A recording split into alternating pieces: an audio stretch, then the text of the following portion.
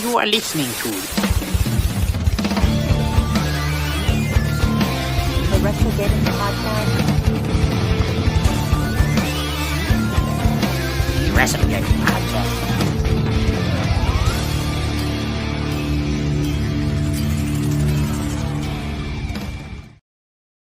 Woo! By golly, it is another Friday. We are ready to rock and roll. We got a lot to unpack tonight from that Netflix debut of Monday Night Raw, and a whole bunch of other stuff. I, of course, am your quintessential stud muffin, Chris the Heat Matthews, joined by your other host, the Tennessee Jesus, Carl Crossland. Carl, what's going on this week, man? It's been packing, man. Packing for Raw. So we got to unpack.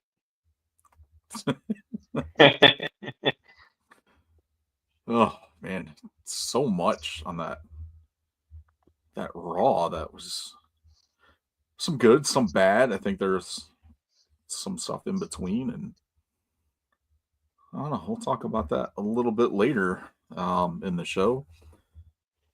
But how you enjoying this the snowstorm going on? It was pretty fun. I was out in it for a little bit. Snowmageddon 2025. Yeah.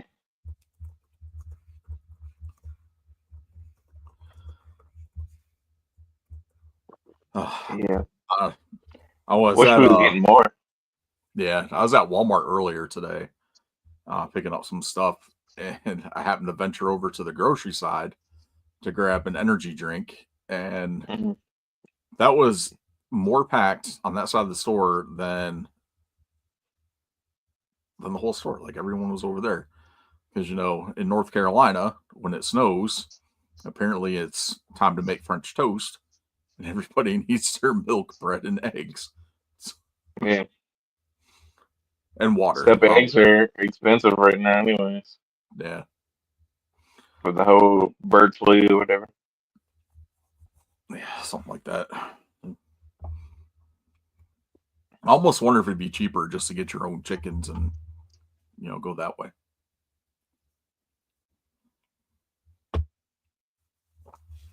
In the long run. Yeah. All right. Awesome stuff. Let's out of the house. For the yard. All right. Well, let's get into it this week and kick it off here with the Random Band. I'm gonna have myself. Well, who the hell put this on? So random. For fuck's sake.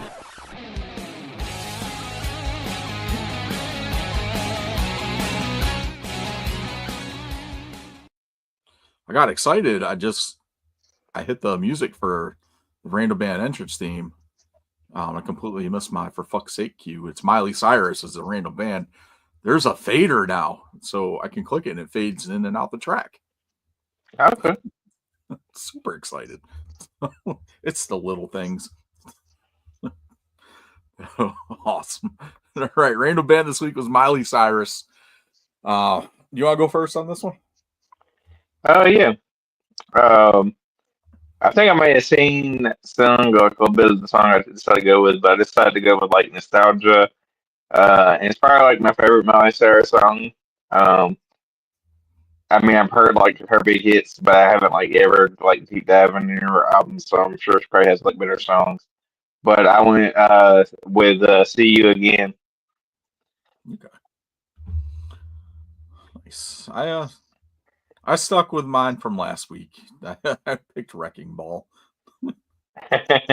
I'm coming out on a wrecking ball. I'm getting lowered down from the rafters on a wrecking ball in a Speedo. Not just a Speedo, a Borat Speedo with the straps that go up and over. Oh, yeah. I got you. Came in like a red. You look more like what's that? Was it Booger? What was it that dude's name? I can't remember. I have to look it up. But there used to be a dude in WWE, their WWF, that I think we called like Booger, and he had like Bastion weird looking Booger. tights. Yeah, Bastion Booger. That's him. Yeah, Bastion Booger. What's that? Oh, man. They need to get him on a Legend Seal. I would love a Bastion Booger figure. Figure? Yeah, that'd be pretty cool. Like one of the few that would want a Bastion Booger. Oh man, great stuff there. All right, Smiley Cyrus this week. Carl, who we got for next week? Next week, we have one of your favorite bands. We have Creed. With arms wide open.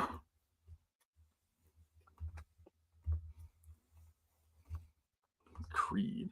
Creed had some good songs. Like I'm not. I can't remember that one or two songs. I don't remember too many.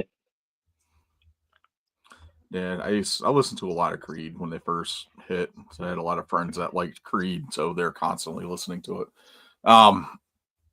Yeah, there's some good stuff in there.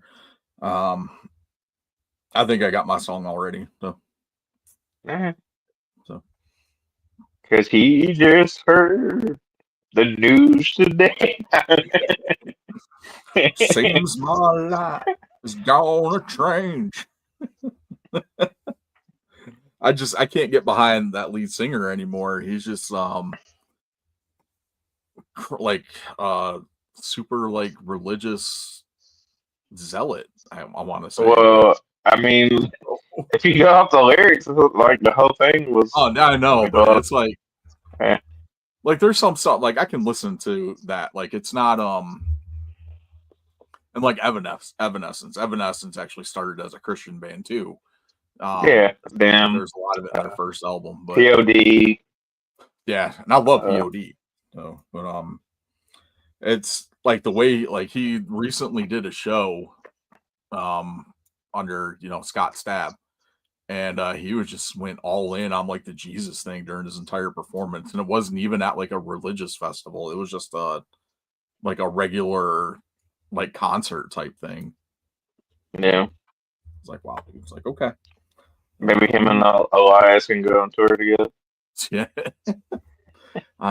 You do you, man. Like I don't care. Like if you want to be religious, that's fine. Like you want to preach about it, that's cool. But like when I tell you I'm not interested, then don't come at me, like, and force it. So that's the problem. Yeah, but you do you. I'm all about people and their stuff as long as they're not hurting anybody or making people uncomfortable. So. Oh, awesome! All right, let's get into this and talk some wrestling. With the instant replay.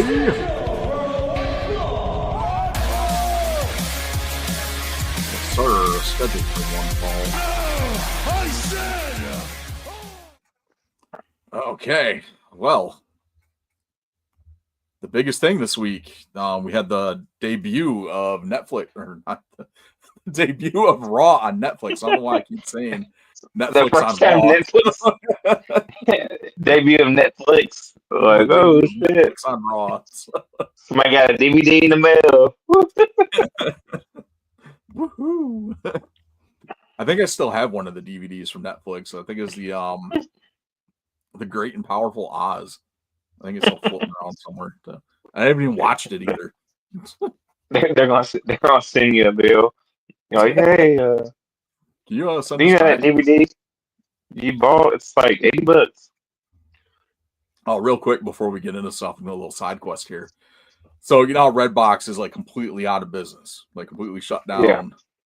So they abandoned all those Redbox units. Like there's nobody picking them up.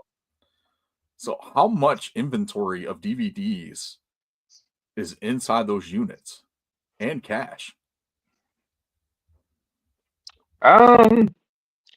Maybe some cash, but I don't know about like I think most people now have like technology, like bought the DVDs and just kept them. And then there are some people that are like just stealing the machines because I think like most places like will just let you have the machine if you ask them. Yeah, it's weird. It's crazy that they just did that without having a plan for it. But I mean, you got that business. You got a business on it. Yeah. Usually there's some kind of like recovery thing, but oh well. who knows? But yeah, let's get into it. Monday Night Raw on Netflix. The good, the bad, the ugly, the booed, everything in between. 4.9 million viewers worldwide for that debut edition. So I figured it was going to be a big number, but yeah, that's I'm sure they're pretty happy about that. Because what they usually pull on cable like 1 million, 1.4 million or something like that. Yeah, it's been a while. It's been a while since like the 90s or early 2000s since they pulled like big numbers. Yeah. So it's huge. And it opens like we talked about before a couple weeks ago, gearing up for this debut. You have 280 million Netflix subscribers worldwide. So that's a pretty decent chunk of viewers watching WWE. And of course, you already know you're getting at least 1 million from your hardcore audience. So that extra, 3.9 million picking up there. So yeah, I didn't try to look at it. Is it up for replay? I haven't gone back in and checked it, but I think it is. Yeah, I haven't either. So but that's the biggest. What those replay numbers are going to be like too. Yeah, but yeah, it's pretty awesome. What'd you think overall of the debut episode? There was stuff I liked. There's stuff I didn't like. We can get down into all of it if you want to. Yeah. But I mean, if you wanted to start off with like the presentation, I know like before it aired, there was people looking out the rings of the mat. I love the mat. It didn't throw me off or anything like that. I love the set. The entrance was like a little bit bigger, but still, it didn't have like the giant jumbotron, and then it had people behind it. You know what I mean? Mm. So I like that. Like I like it. I love it. I wonder if they're doing that entrance for just that specific arena, and maybe next week's will be different. Because they seem I don't know. They're trying to pack more people in. So. Yeah, it's just I prefer the small thing versus the big Titantron. I like that. It has like a more cleaner look, kind of like more old school WWE, you know.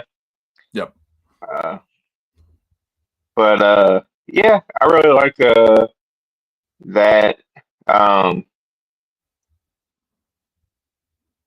What else do we want to get? We want to start off with The Rock.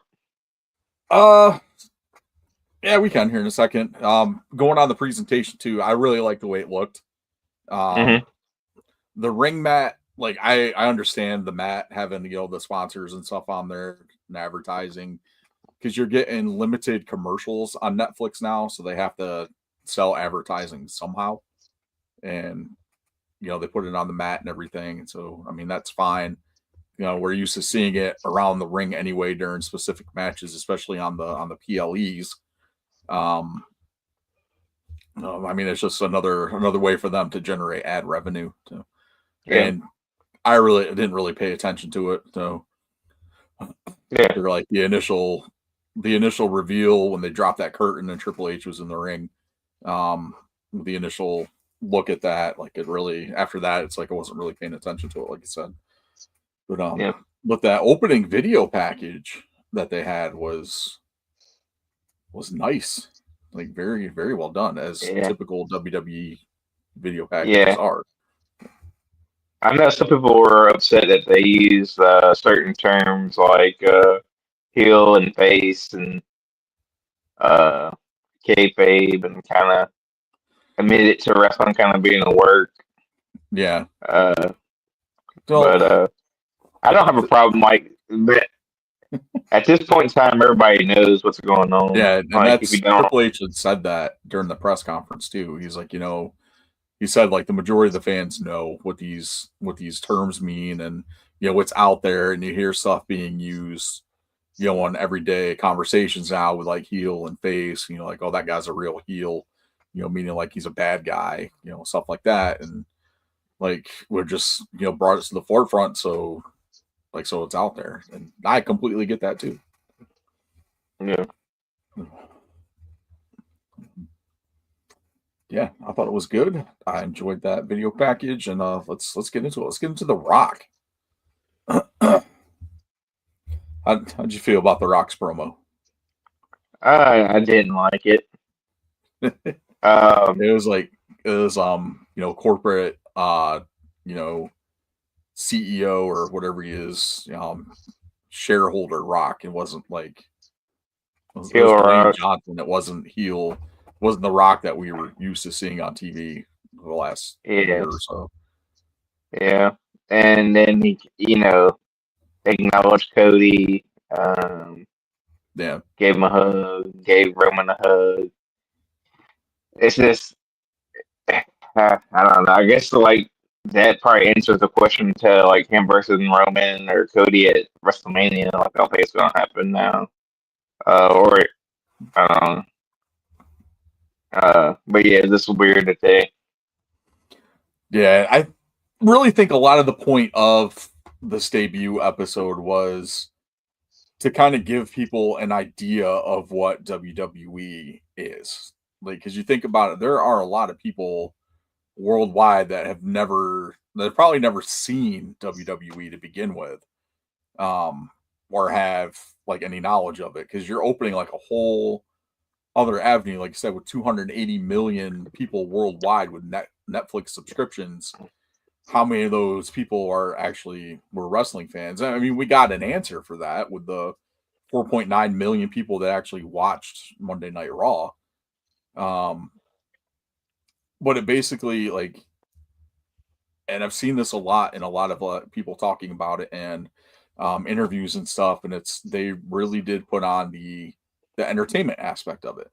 They gave you some snippets of wrestling with some of the matches, but they focused a lot on the entertainment aspect, which makes sense because Netflix is entertainment as a whole, content creator or provider for entertainment, and that's what it is. Yeah, but the only thing I hate is that one of the things that's been the most entertaining about WWE these last few months has been the whole bloodline dynamic, and then just that shit on it for the opening episode. I don't know. To me, it's like didn't do them any favors. It's like, why don't you do something that's brought everybody in? You know what I mean? Like the reason why you're so big right now is because of these storylines. You should have had Hill Rock.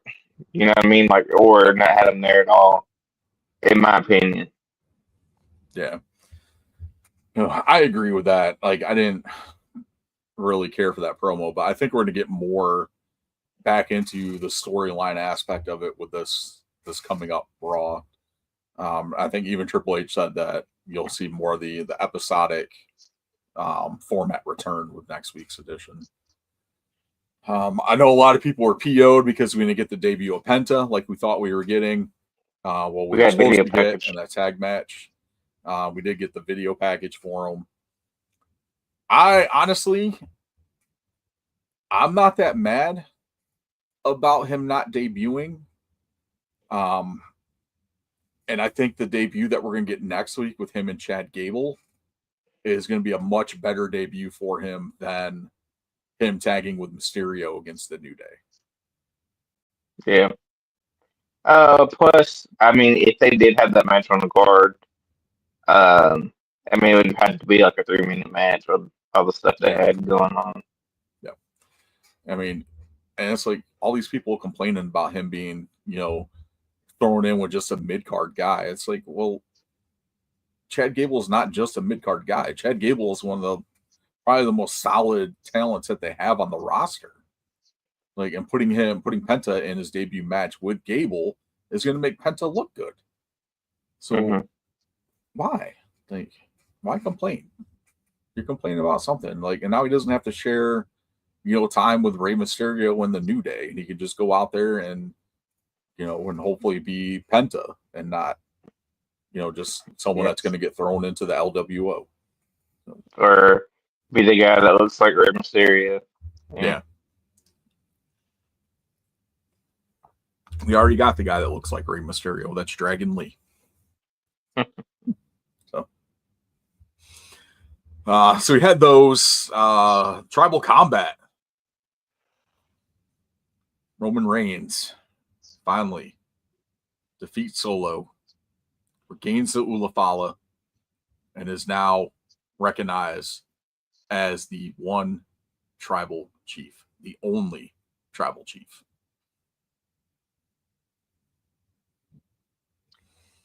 Yeah. The match was really good. Like, I ain't gonna say like the match. So yeah, the match was really good. To me, they kind of missed the opportunity. The tribal combat match between him and Jay was much better than this one. Yeah, but this match was still pretty good. Yeah, it was good. It was just, to me, they kind of missed the opportunity there to kind of elevate Solo. And then again with the storyline, kind of, I don't know. It seems like the end of it, I guess, right? Like, there's nowhere to really go from here. Roman Reigns, the tribal chief. I think so. I know there's rumblings of possibly Solo and Jacob Fatu feuding. Maybe see like Jacob and the Guerrillas of Destiny kind of split off from the rest of them. Mm-hmm. Oh, I mean, the rest of them are already split up. Like, I mean, Roman's been kind of about stuff. Yeah, I mean, like, because like Solo has to acknowledge Roman as a tribal chief, and I can see Jacob and God saying you're not the tribal chief type of thing, mm-hmm. and, kind of just walking away. So, and we'll probably get like Solo and Roman versus the three of them. Maybe throw Jimmy in there too. So we'll see what happens with that. But, that'd probably be out the only direction they can go with it, unless they move Roman onto something else. And yeah, to me, it's just they would have had like better. To me, like, they had a chance to set Solo up to being like one of the rising stars, but yeah, it's one of those things. I think because it was on Netflix, they gave people what they wanted, type thing, and everybody wanted Roman to win. So absolutely, because we got that. We got Roman picking up the win on that one, and then we got Rhea Ripley regaining the women's title on Raw. So it's pretty much all the baby faces won. Not a single heel won any of their matches on Raw for this debut. Yeah, I was disappointed in that one too. It's just, I don't know. To me, like, Rhea, after coming back from injury and after losing Dominic Mysterio, to me, she's kind of lost her magic that I was into. You know what I mean? Yeah. That I was into, and I was kind of wanting Liv to hold on to the title because her matches have been pretty good. The chase is always the best part of the babyface going after the title against the heel. That's the money. And that's and when they win the title, and it's just kind of all right. They got the title. We're cool with them for a couple of weeks, and it's like, all right, so what are we doing now? Yeah. And then when Rhea had the title last year, it's kind of semi-heel. You know what I mean? Yeah. But now it's just like kind of lose interest. But he does have a big following from that, and like Absolutely. I said, to me, it just seemed like Netflix giving the crowd what they wanted, because I kind of use my my nieces and nephews as kind of like a thing of like, oh, okay, this is what the average kid WWE fan once, and one of my nieces texted me like, "Oh, everybody wanted to win one tonight." You know what I mean? So I think that's one of the things is like, yeah, they kind of gave the crowd what they wanted, kind of similar to WrestleMania when everybody had complaints about what happened. It's like, I mean, it's kind of they had a lot of eyeballs, so they decided just to give everybody what they wanted. You know? Yeah, and I think a lot of that too. Like I said, it's Netflix. It's the big thing. They want people to see these characters and try to get invested in it, and I think that's just what it boiled down to. What else we get from that? Oh man, we're gonna have to talk about Hulk Hogan. Actually, let's first talk about the Undertaker thing. Was kind of weird too. It's like that was a weird spot to put him in. Like, Yeah, oh, we're just gonna have you after Rhea wins, just gonna have her music playing, just gonna drive around on your motorcycle and then hold her hand up. Like that was, yeah, I don't know, kind of stupid. yeah. I think that was more like, to me, it felt like Undertaker, giving her like the stamp of approval type thing. Yeah. And going through with that. I mean, I don't think it was as bad as having Hogan coming out there trying to sell beer to a crowd of people that could give two shits less if he was there or not. I personally felt really bad for Jimmy Hart having to stand out there with all that because Jimmy didn't deserve that. So I know all the boos were directed at Hogan, but like Jimmy didn't need to be out there for that. So. It's just one of those things where at that point, you already had The Rock come out and have a speech. Kind of had Triple H give his little speech.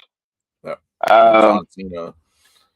Yeah, John Cena. But it's like, you're taking time that could have been a match or a vignette for somebody else. Have Hulk Hogan has kind of worn out his welcome among like certain people here lately. Yeah. And it's just like, it's not 1980. The thing that killed me with this too is a lot of people are commenting, "Oh, it's because he came out and supported Trump." Like, no, like that probably has a small, fraction of people that are booing him for that. But that's not. I mean, so, yeah, it probably don't. It probably don't help them. So yeah, it probably don't help them. But yeah, no, there's especially a lot of other being stuff. in, a blue state, with California, and then you have someone come out that's a blatant Trump supporter getting booed out of the building. But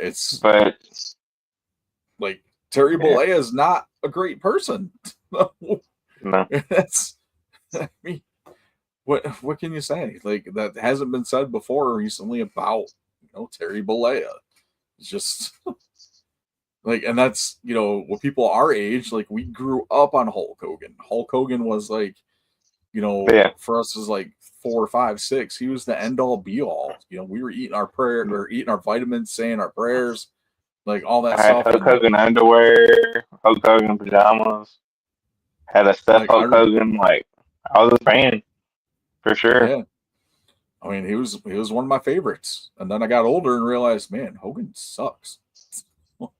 Yeah, it's like, man, Macho Man was like 1,000 times better than Hogan. But even in the Attitude Era, it was cool to like the NWO. It was cool to like Hulk Hogan because we weren't getting like the information that we get now from like these backstage stories and things like that, and how he actually was backstage. And we don't get the Terry Bollea embellished stories from his days in wrestling like we get now. So it's those things. It's like it's 2025. Like you can't, like you just can't go around like being racist, even though some people make it think it's okay. But it doesn't work like that. Yeah, people are gonna tell you they're sick of your shit. So But like I said, I felt bad for Jimmy Hart. So Yeah. oh, but Yeah, it's one of those things where I think that kind of shows that they didn't quite read the room when they booked him. yeah, I And guess if you want to book them, there's nothing wrong with booking them or anything. It's just you have to put them in a role to where you know he's gonna be hated. You know what I mean? Like he's not yeah, this beloved hero anymore that he was yep. in the '80s. Yeah. Because like I mean, most of the people now that watch wrestling don't know who the fuck he is, Yeah. or care who he is. And then the kids that are slightly younger than us that do remember him or remember NWO, you know, heel Hulk Hogan, they're not in on the '80s, '90s, beloved Yeah.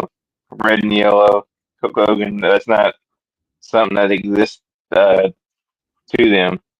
Yeah, because even then they were still getting, Hollywood Hogan, especially after WCW folded and he came back to WWE, like with the red and yellow tie dye and all that. Like it was still Hollywood Hogan, just in different colors. Yeah.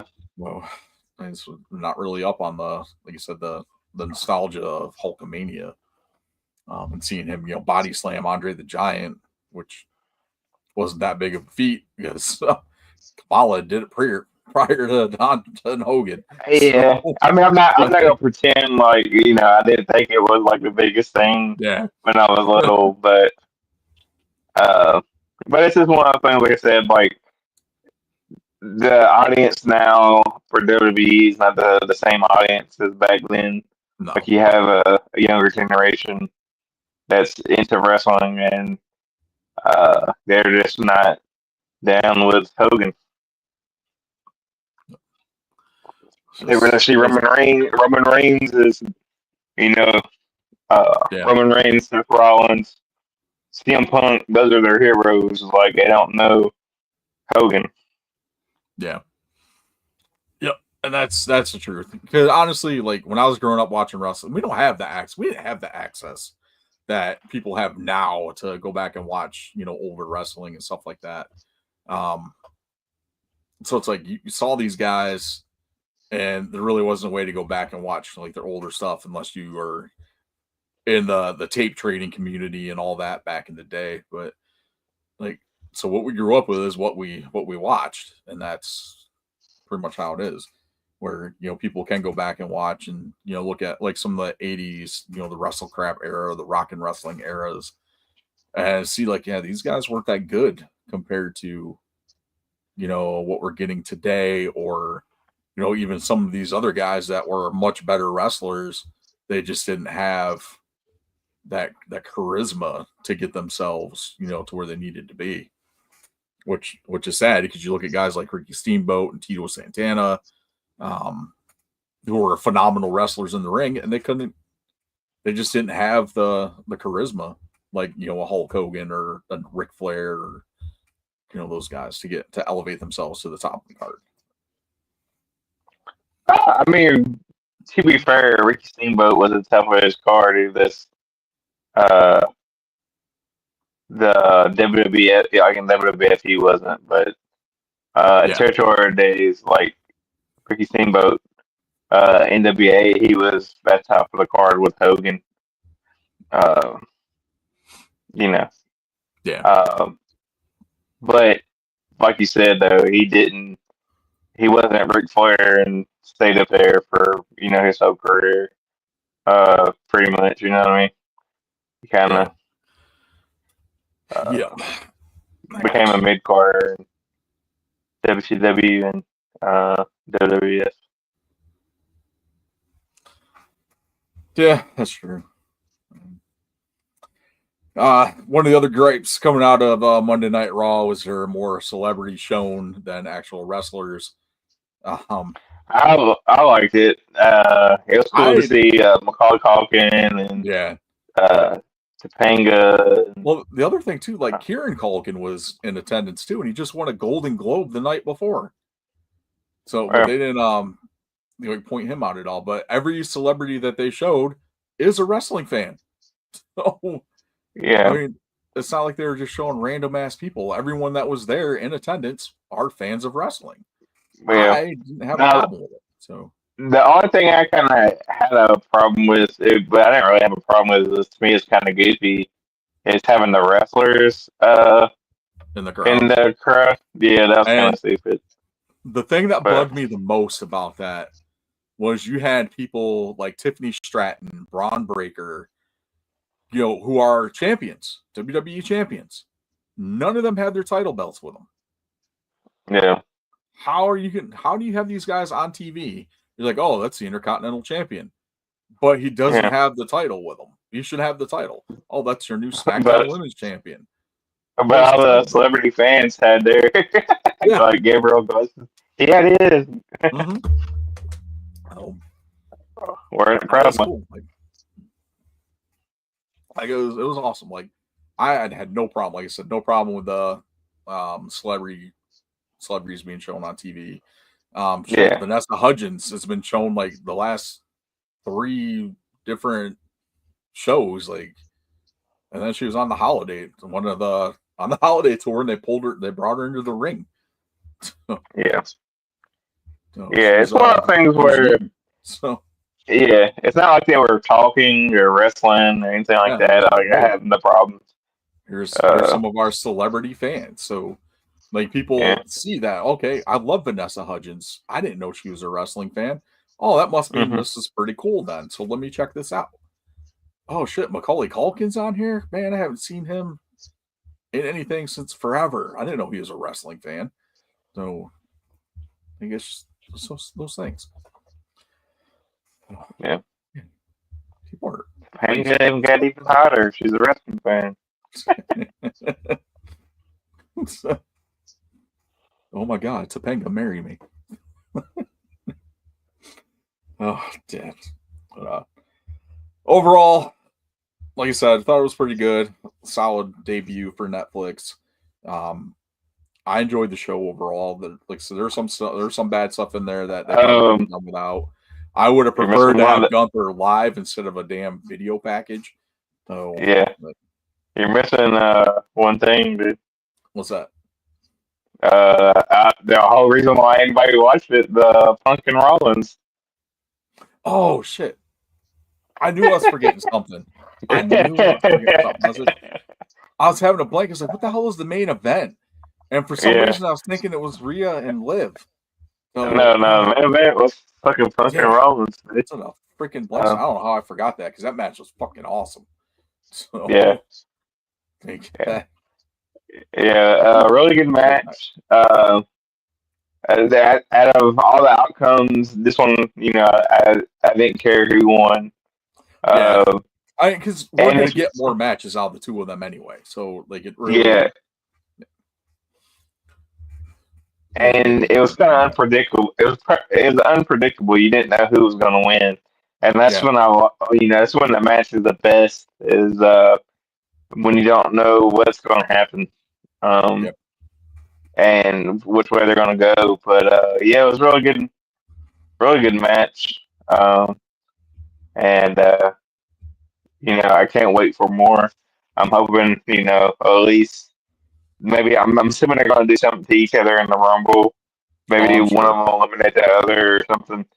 And then I'm hoping we get a Mania match between them.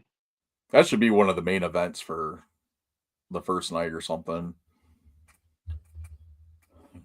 I think if they build it right and the right stipulation, I think that could main event night 1 of Mania. Yeah.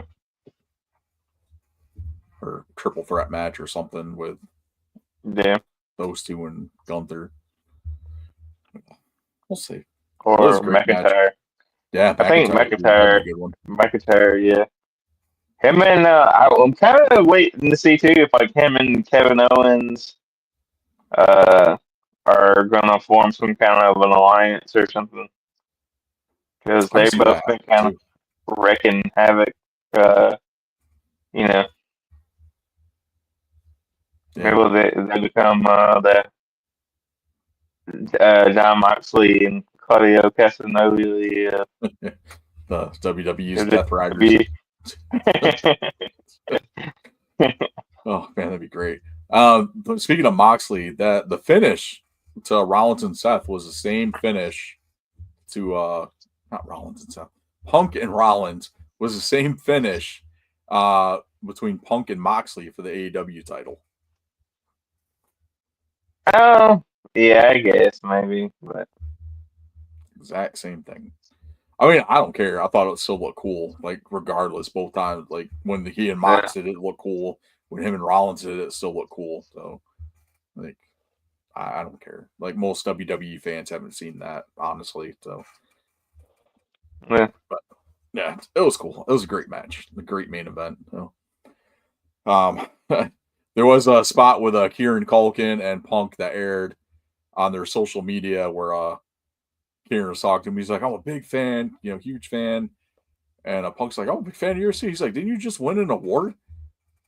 And Kieran's like, "Yeah, this is how I celebrate." He's like, "Literally, you just won last night." He's like, "Yeah, I'm celebrating tonight." So, and then Punk retweeted. He said something. He's like, "We both like Pepsi, if you know, you know." Since Kieran was Fuller in Home Alone. Come on, yeah. So, oh, man, I thought that was cool. So, yeah, a lot of awesome stuff. So we went from that, and we had NXT Tuesday night. The Rock made an appearance to close out the show there. After the NXT Championship triple threat match between Obafemi, Trick Williams, and a beaten down Eddie Thorpe. who won that? Obafemi. Good. Obafemi is the new NXT champion. It was a great triple threat match too. Yeah. Julia and Roxanne Perez opened the show. Julia defeated Roxanne Perez to win the NXT Women's title, and Lexis King is the what's that damn cup? There's a lot of new champions, especially in the women's division. It's like Heritage Cup. That's what it is. Lexis King won the Heritage Cup. Okay. In a sudden death match between him and Chris Dempsey, which was a great match too. So I had no complaints at NXT. NXT was good. There are a lot of people saying that the CW cut The Rock off because he is swearing too much. Dropped a lot of F-bombs. But literally during his entire promo, he's like, they told him, when handed him the mic, they're like, "You got 6 minutes." And, they're counting down the time and telling him, and every time he's talking, he's like, he makes it a point to say, "I've got, X amount of time." Like, "I got 1:30." He's like, "Let me just get this out." So he kind of like circled back to Final Boss Rock, talking about like the passion of the fans, the ones that are the Cody crybabies, getting, the match, Cody getting his title match and everything. And he kind of circled back to that a little bit, and then kind of, circled away from it again. But it was pretty cool to see him and Ava share the screen. On NXT TV. So I'm sure they were both thrilled about that. So yeah. Well, it was a great NXT this week. Yeah, I think it's chance to catch NXT or AEW this week. Yeah, AEW wasn't too bad. Hop over to that. We had the return of Kenny Omega. Okay. Gave a little speech, little in-ring promo about how, doctors, he had diverticulitis. Had to take out like over 2 feet of his intestines, which is the same thing that, happened with Brock Lesnar. So, he's talking about that, and, doctors told him that he probably wouldn't be able to wrestle again. If he is able to, he probably won't be able to do the same, type of in-ring work that he was doing before. So Kenny talked about having to adapt to, new physical constraints and stuff. So I'm looking forward to Kenny Omega's return. He's definitely a factor that's been missed on AEW TV. And like, he's honestly like one of the biggest faces they have in the company. And to get him back and just on TV again should be pretty solid. So let's see where it goes from there. One of the other big things that happened, they had the number one contender gauntlet match for Jon Moxley. Powerhouse Hobbs came out the winner of that match. I was very surprised at that one. So I thought they were going to give it to somebody else, like somebody.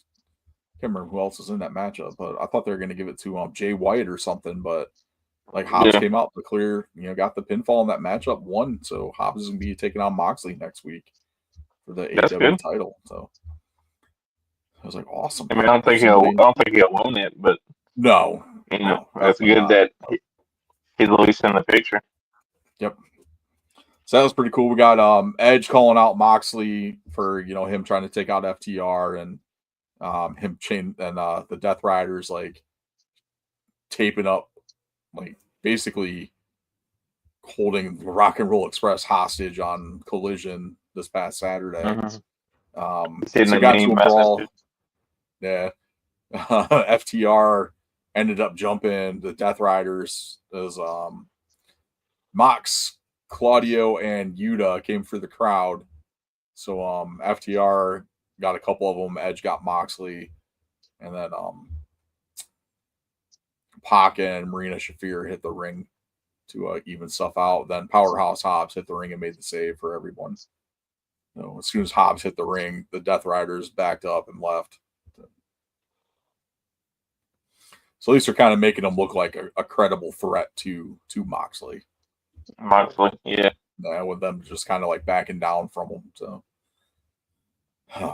But I thought that was pretty cool. Chris Statlander wins a triple threat match to get the number one spot in the women's gauntlet match. The winner of that one will face Mariah May. I think that's at Revolution, if I remember correctly. That was Toni Storm and Willow Nightingale won that match too. Really good triple threat match.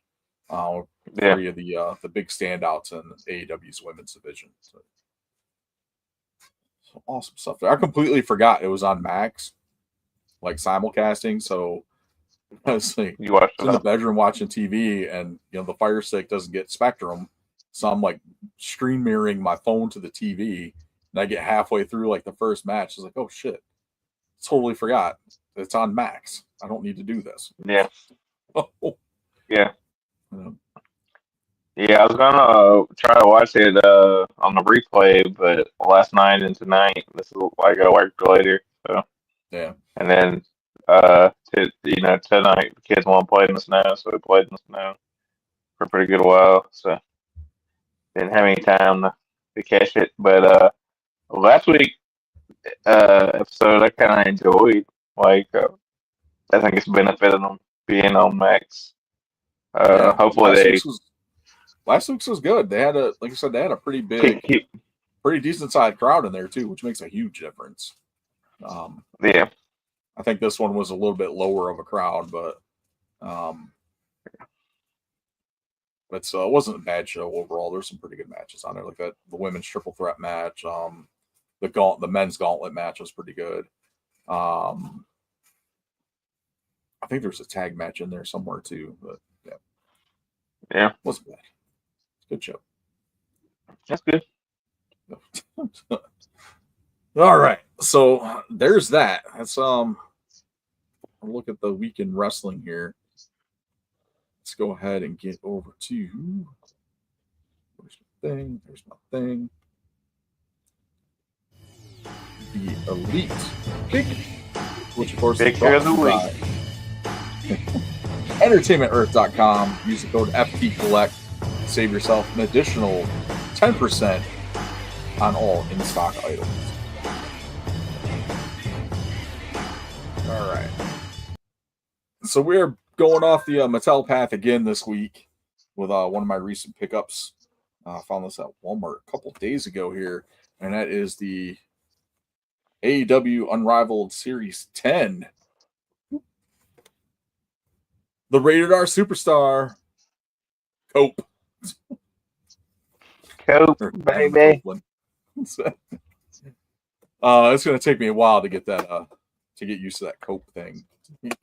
Yeah, I'll go ahead and call him Cope. Yeah. What's up, Cope? You Cope. can just cope with that.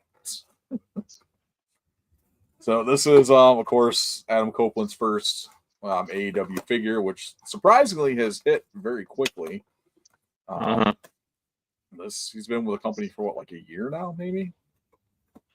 Yeah, because he got injured. Remember, like, it don't seem like he's been there that long, but he was there quite a while back and got injured, like, second or third match.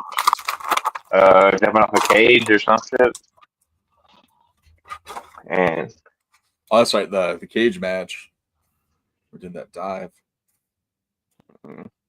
This is probably one of the best looking face scans that I've seen on one of his figures in a while.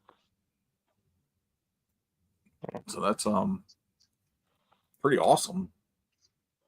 They did a really good job on that.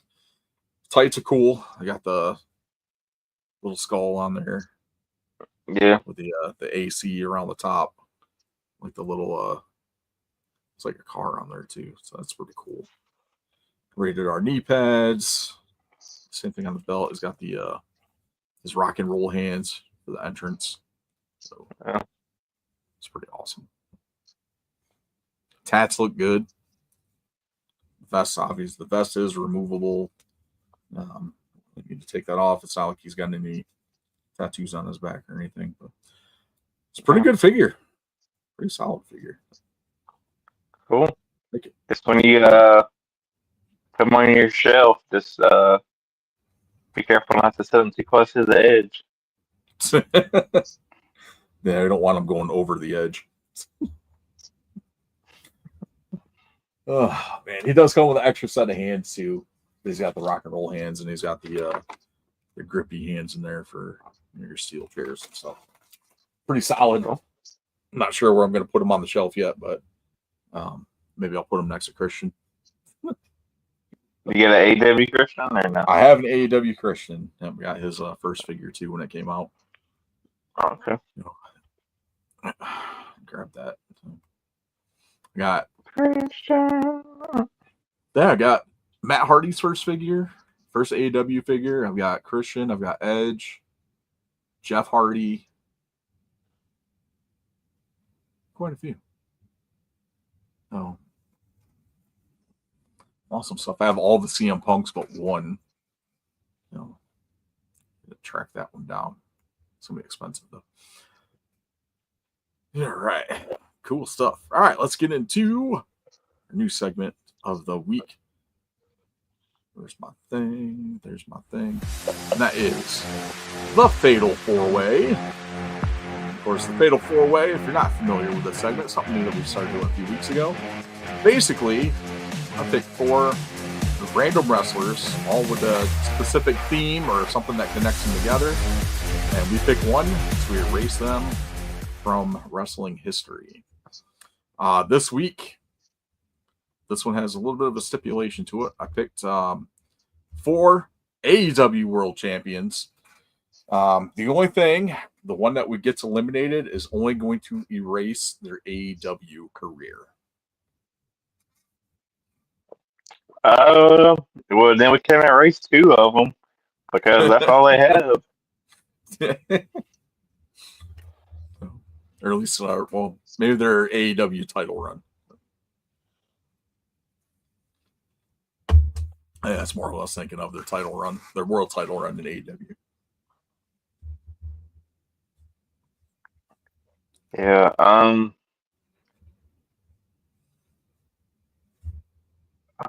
I'm thinking, who had the shortest one? Swerve?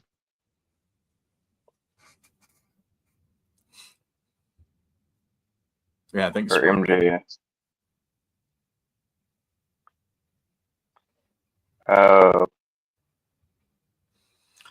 Because 3 out of the 4 are multiple time AEW champions.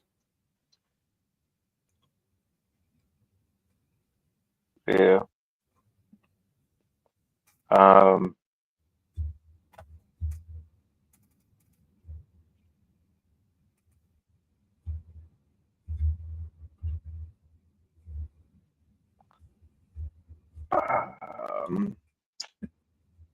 I guess I mean if you're only deleting their well, I don't know. To be honest, like if you're to keep the rest of their stuff, I would say delete NJS. Um because his work was better when he wasn't the champion and he was like kill MJF. Once he became champion, that's when they did that stupid storyline with him and his Adam best Cole. friend Yeah. Adam Cole. And to me, that wasn't his like face MJF wasn't that good. They kind of did the same thing with Swerve, but at least Swerve had like really good like matches that you Yeah. can like see and be like, oh yeah, like Jericho. He kind of had some of the early beginning like classic matches with him and Cody. And,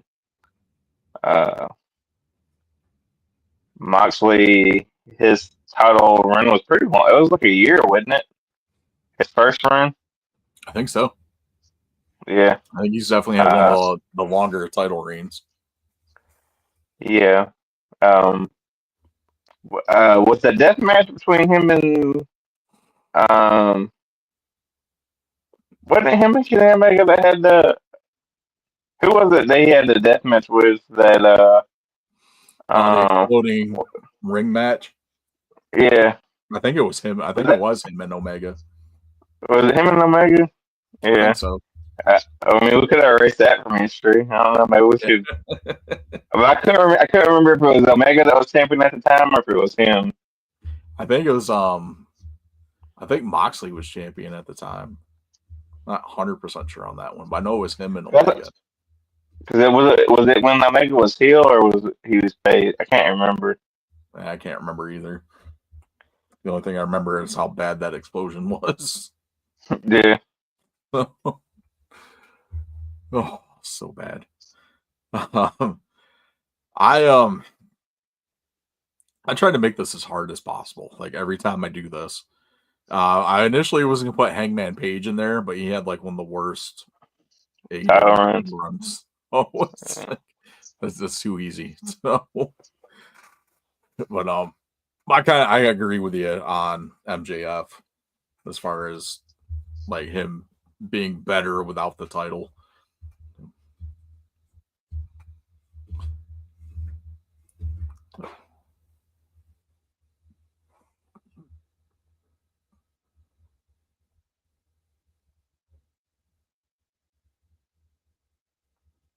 You freeze on me. Am I frozen? Not now. I might have been sitting still. Yeah, maybe. You're just pulled a Drax on me.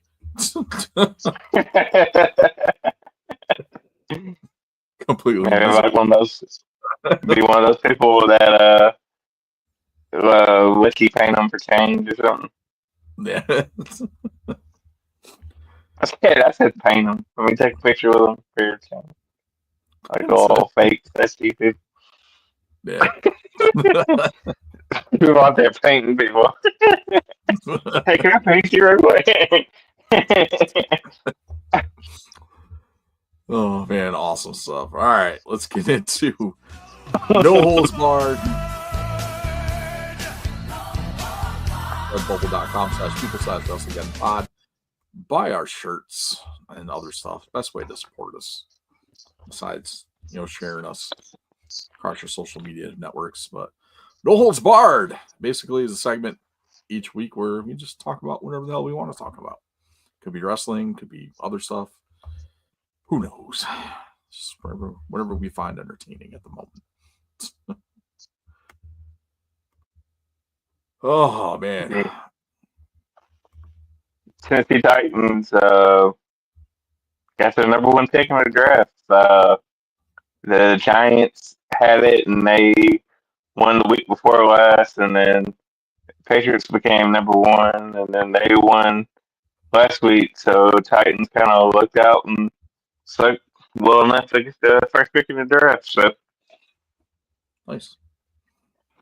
be interested to see what we do with it. We fired our GM, and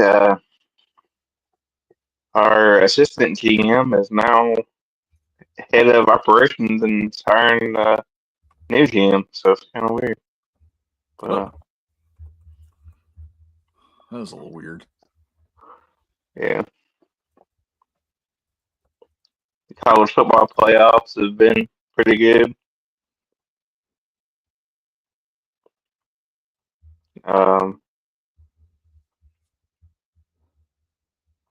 NFL playoffs start this weekend,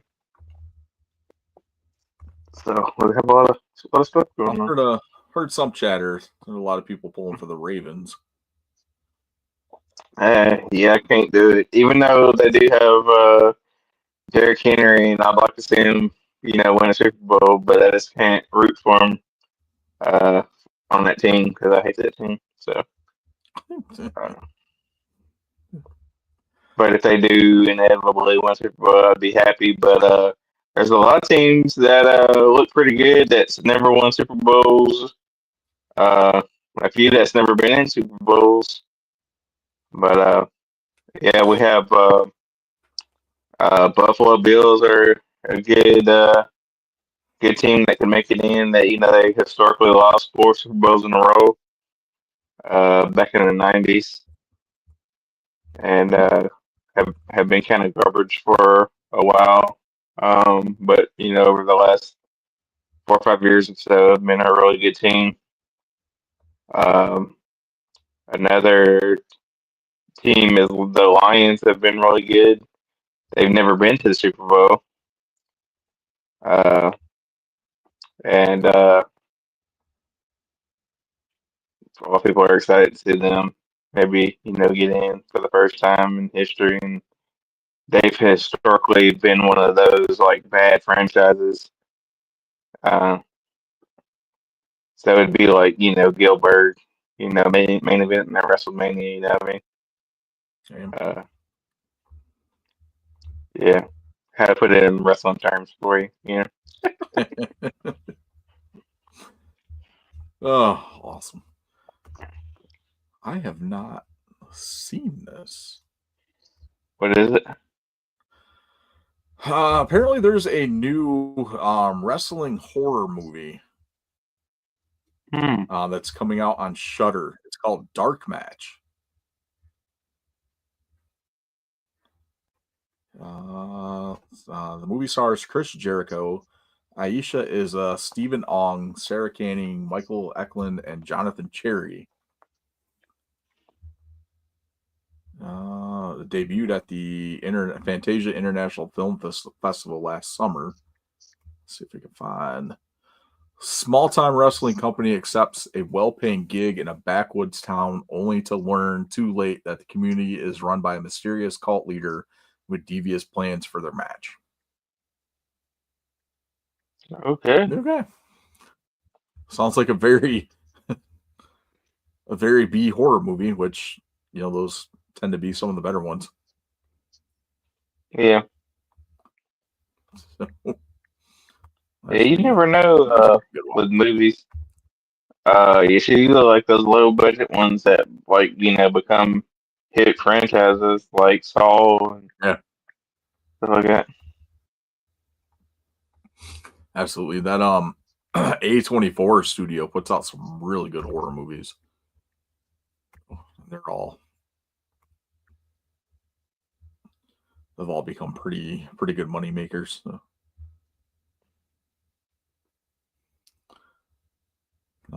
Filming has begun on Scream 7. So that's a plus. I'm excited for that.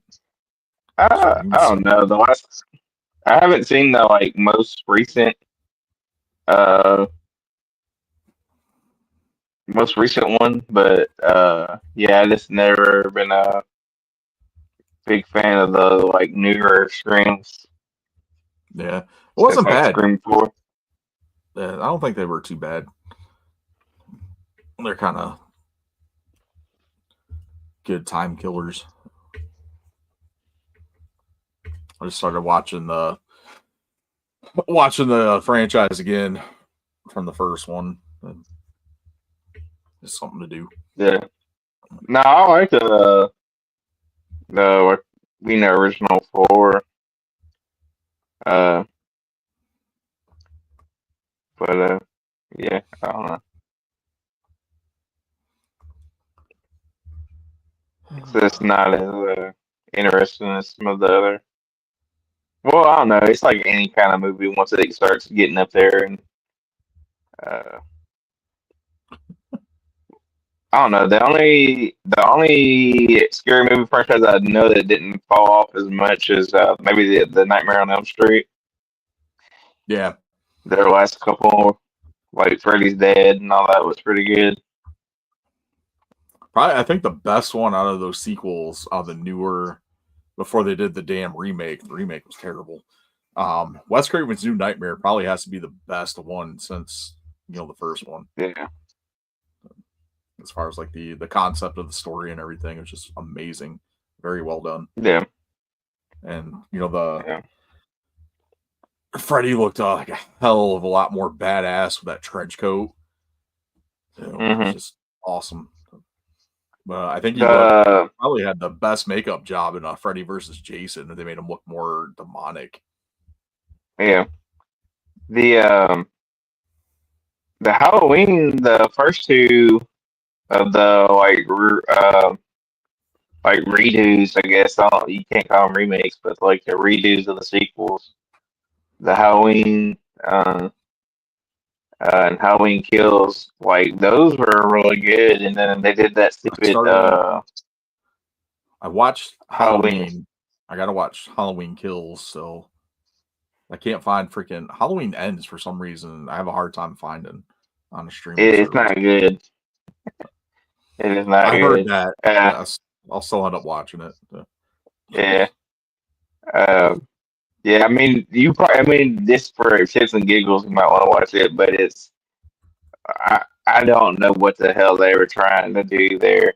It's like they went with, they saw like Friday the 13th, the new chapter or something. And I was like, oh, let's make a movie off of this. And Michael Myers. Yeah. Or can I give you the which Halloween was that, like Halloween Code of Michael Myers? Kind of gave you that vibe a little bit too, or whatever. Yeah. It's just like they just went off a weird road with it. But Halloween Kills is really good. That I would recommend that.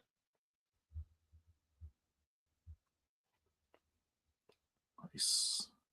What is that? It's like they just need to make a new one and have it erase the Halloween Ends part of it.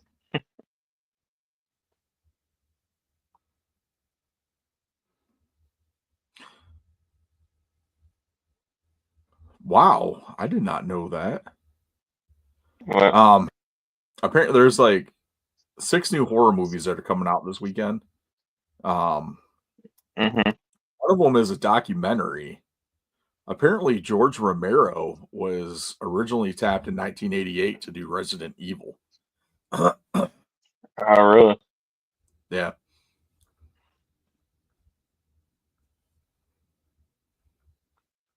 Yeah. That would have been awesome. There's one movie that's been advertising pretty heavily with that girl from Ozarks in it. Can't remember the name of it though, but it might be good. Yeah, I got that. There's a new Goosebumps series on Saw Disney that. Plus. Their limited series. It's kind of surprised to see David Schwimmer in something. Oh, Yeah. Yeah, probably check that out too. I like the last one was pretty good. The last couple they've done. Yeah, the last yeah. I wish I would kind of base some of the movies off of the books, like the stories, instead of kind of inspired by the stories. You know what I mean? But Yeah. but yeah, they've been pretty good.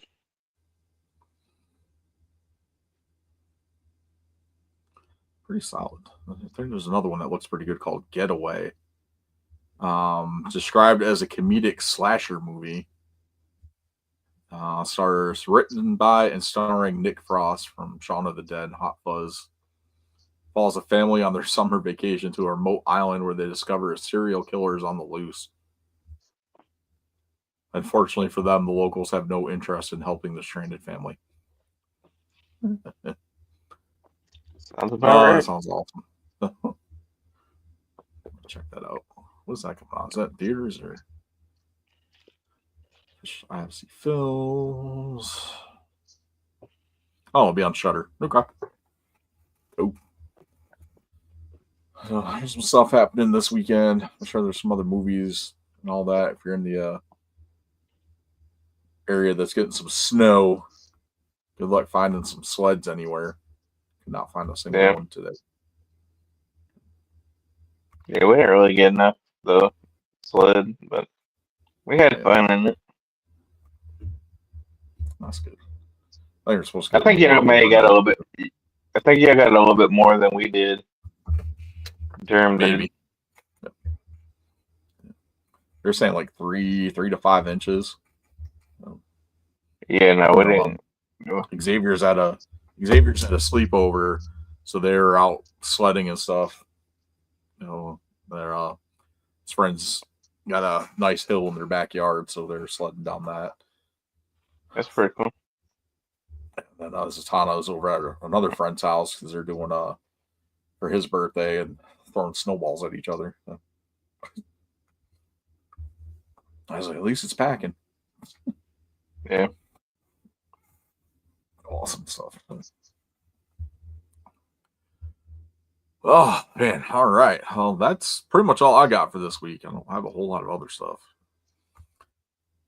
We talked quite a bit about that debut on Netflix. So let's see how their momentum rolls into next week as we get back to more of a episodic wrestling program. Yeah. And now that AEW's moved to, smaller venues and see if they can keep up their little momentum they have going. Yep. Like I said, I didn't see this week, but last week before that, it's been pretty good. So absolutely. I think we got Saturday night's main event next weekend. Or is that the weekend after? I don't know. The month is going by pretty fast, so it might be. So it's like supposed to be like the 16th or something, right? Or 17th? January 25th. Oh, I was way off. 25th. Right. That's probably the weekend before Royal Rumble. Yeah, because the Royal Rumble is February 5th? 1st or something. It's like at the very beginning of February. I think so. I think you're right.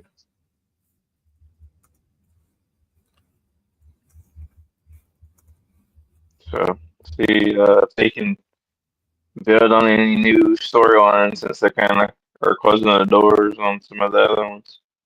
Yeah. See what they do to get the ball rolling. Yeah, Saturday, February 1st. Yeah. So it's the Saturday before Royal Rumble. So Nice. good things coming. Let's see how they go. Yeah, great time to be a wrestling fan. It's like streaming, the boom period, all that stuff. It's great. A lot of stuff out there. So enjoy it. None of this tribalism bullshit. So Call out Yeah. everyone. I mean, don't get me wrong. Like, I'll give a promotion criticism when they deserve criticism, and Yeah. you know, it's one of those things. That's what it is. where, WWE fucks up, we call it out. AEW fucks up, we call it out. Yeah. TNA fucks up, we call it out. if we watch it. If we're watching. So, awesome stuff. All right. Well, that's going to do it for us this week. We appreciate you guys checking us out as always. Live on YouTube and Facebook. Just hit those links down there at the bottom. Make sure you like and subscribe to us as well on the YouTube channel if you haven't already. Hit that alert button down there in the corner. Hit that little bell. That'll give you your notifications. Let us know when we're live or when the feed gets posted. Same thing on Facebook. Make sure you like and follow there so you get notifications on that as well. And follow us on our social media outlets. Still kind of plan is to do some more stuff on there. Haven't gotten around to it yet. We're only like 2 weeks into the year. Give me some time. And taking this on OnlyFans to Pornhub. You know, Yep. That's roughly getting with 2 Ds. Literally 2 Ds. There's just 2 of us. Awesome. All right, guys. We'll see y'all next week. This is episode 267 of your Wrestling Gun podcast. On behalf of myself and the Tennessee Jesus Fellow Crossland. Stay classy, marks. Wash your hands, wash your ass, all that fun stuff. And we'll chat with y'all later. Or don't mix for. I don't know. It's not like you next year. We don't have to tell you. Unless you're at a wrestling show and then we have to sit next to you. Wash your ass before the show and put on deodorant. Public service announcement. Later, y'all. Later.